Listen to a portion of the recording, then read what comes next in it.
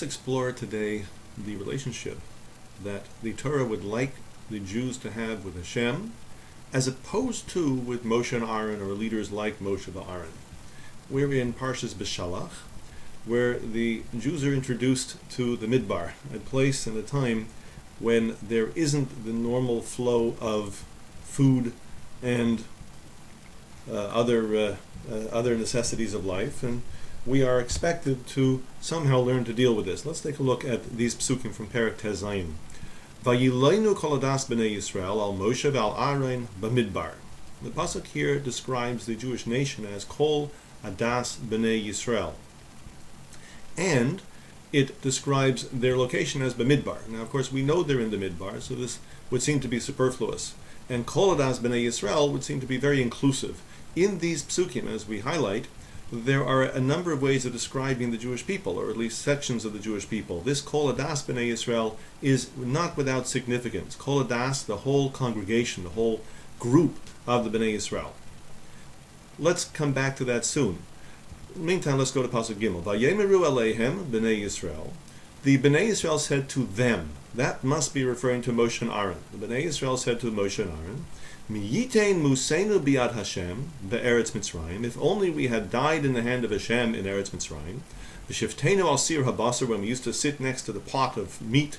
V'achlenu lechem l'soiva, we used to eat bread to satisfaction. Ki yotzeisem oisanu al el hamidbar hazeh. Now you, Moshe and Aaron, it's plural, it's not referring to Hashem, it's you, Moshe and Aaron, have taken us out to this midbar. Lahames es kol kahal hazeh bara'av, to kill all of us, this great congregation, in famine. What's going on? Why are they referring to Moshe and Aaron as the ones who took them out of Mitzrayim? They seem to negate or diminish the role of Hashem in all this. It would seem that the B'nai Yisrael, not Kol Hadas B'nai Yisrael, mind you, but the B'nai Yisrael here are accusing Moshe and Aaron of acting on their own without the instructions of Hashem and bringing them to this midbar. So there do seem, according to Rabbi Hirsch, to be two levels of complaint. Vayaleinu is a complaint. They complained. Kol Hadas B'nai Yisrael complained quietly to themselves. Every Jew really was affected. They're now in the midbar.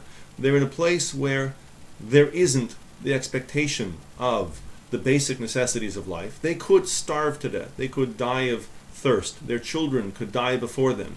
When one is faced by this type of anxiety, this type of uncertainty, there really is no expectation that a person can stick to his normal principles, his normal moral values. Facing starvation, it's almost normal, almost expected that you're going to drop and drift away from the place you were supposed to be on a moral level.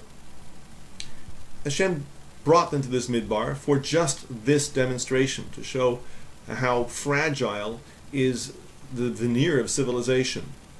But Kol Hadas B'nai Yisrael, it was expected that everybody would complain, would murmur quietly among themselves about why they're here and who brought them here.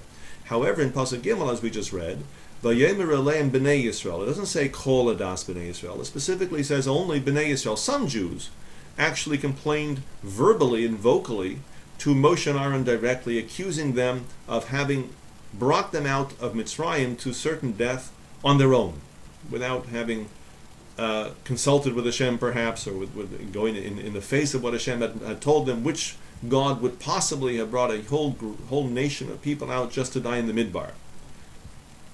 Rabbi Hirsch says that this lesson was critical. As long as a person is anxious about his wherewithal, about the basics of life, about being able to feed himself and his children, he can't really objectively, or normally won't objectively, be able to assess where he should be living and how he should be living in the moral sense.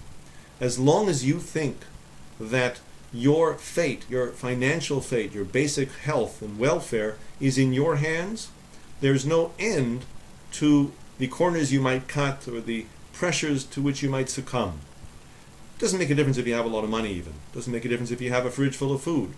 As long as you think that your success is entirely in your hands, you can't properly grow in an objective way.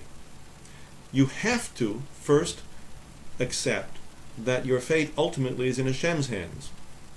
There's a lot you can do, there's a lot you're required to do, but that's your duty. That's what Hashem demands of you. That's not necessarily the true source of your success, but you must make your hishtadlus because Hashem requires that you make your hishtadlus. But your success ultimately is in Hashem's hands. These 40 years that the Jews were to live in the Midbar, 40 years where they were daily reminded that their success, their basic finance, their basic life comes from Hashem, these were 40 years of training them to rely on Hashem for the results and freeing them emotionally to make objective decisions about their moral lives. Let's move on to Pasuk Dalet. Vayemer Hashem el Moshe. Hashem said to Moshe. Now, Hashem is not directly addressing those who've complained that Moshe and Aaron took the Jews out for no good reason and in a dangerous and capricious way. No, Hashem is speaking directly to Moshe. Hineni mamtir lachem lechem in hashemayim. I will rain down for you.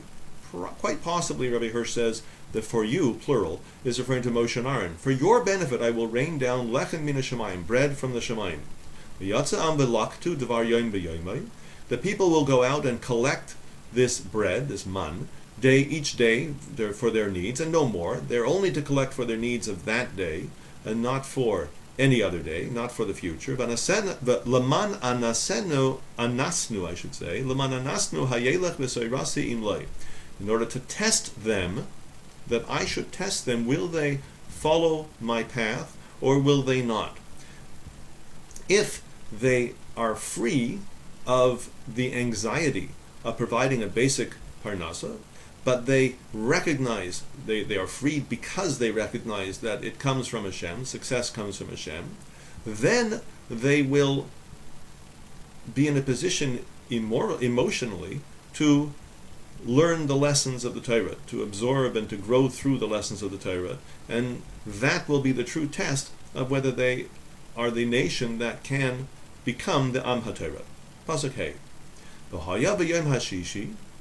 It was on the 6th day that the man fell for some days. I don't know exactly what day of the week it started, but it fell for some days. And then on the 6th day, meaning Friday, v'hechinu es asher yaviu. Actually, it will be in the future, when it will be the 6th day of Friday, then they should prepare whatever they bring in. That this is Erev Shabbos, obviously. They'll prepare for 2 days, V'haya Mishnah, and they will discover that there will be a double quantity of man that they have collected, whether they consciously collected that much or not. There will be, when they get home with their pots of man, there will be a double quantity. Al asher yilkadu yom yom, more, double what they would normally collect in a normal day.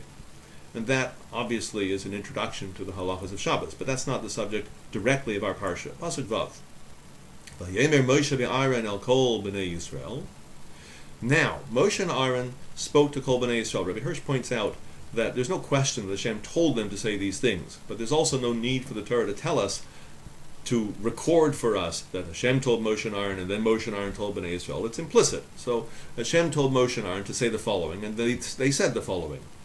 Erev v'yidaten ki Hashem hoitzi eschem me'eretz Mitzrayim.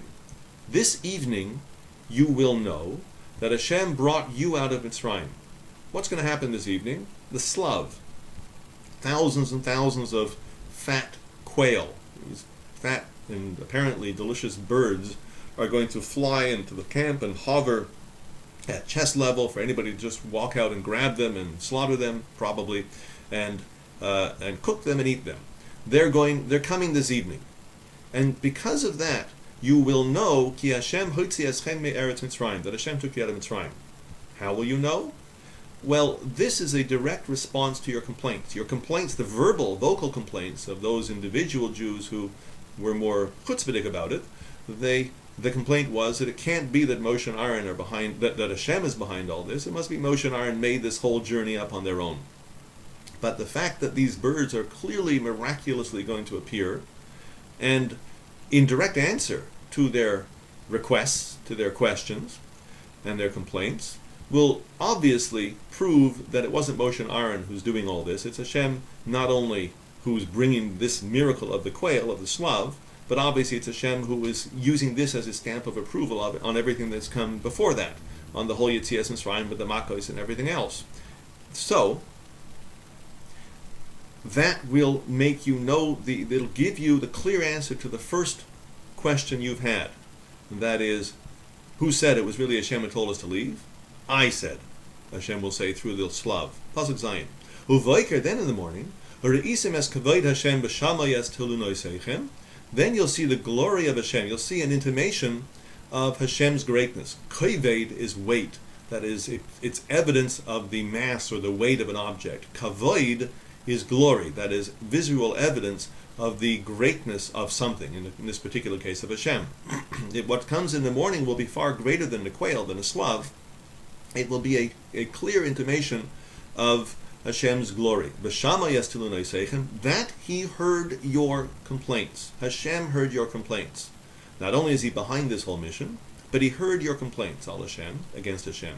But we, Moshe and Aaron say, who are we? Ki talinu aleinu. Why are you complaining to us? It's got nothing to do with us. Hashem didn't turn away while we was looking the other way, while we snuck you out of Mitzrayim without his knowledge, and you're complaining to us. Hashem is behind this whole thing. It's his business.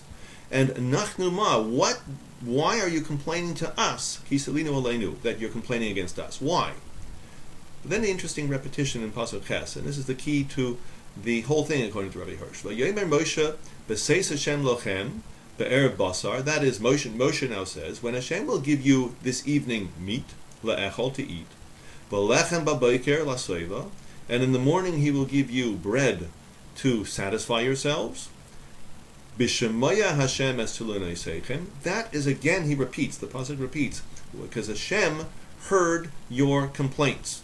Asher atam milinim aleinu, alav, that you have complained against him. And again we repeat, v'nachnu ma, and we, who are we? Lo yaleinu tulunei seichem, that your complaints are not against us, ki al Hashem. Rabbi Hirsch explains that Moshe here, in his enormous humility, is ascribing absolutely no value to his own participation. The coming out of Mitzrayim was not from him. The bread that's going to fall tomorrow morning is not from him. The quail that's going to fly into the camp to this evening is not from him. Nothing is him. The only thing that counts is the direct relationship between Hashem and you, the Bnei Yisrael. When you complain, Hashem hears. When you complain, Hashem hears and feels that it's vindicated, it's a reasonable complaint, he'll send you what you need directly. We are unimportant. Nachnu ma. What are we? Who are we? You shouldn't be speaking to us. You should speak directly to Hashem. As the pasuk in Tehillim says in Ashrei, Karav Hashem l'chol kairav. Hashem is close to all who call him. You don't need anybody in between. If Moshe would have his way, he would disappear completely from this whole story.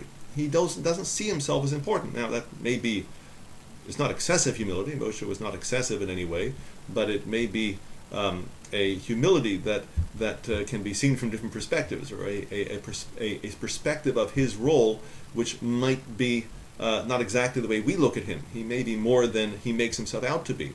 But the critical point goes far beyond simply a fine midah of Moshe.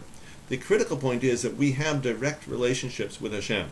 We are to recognize his role in our success, that his is the ultimate role, and we are to recognize that we have a direct line of communication with him. All we need is to speak, and Hashem hears, and if necessary, Hashem responds.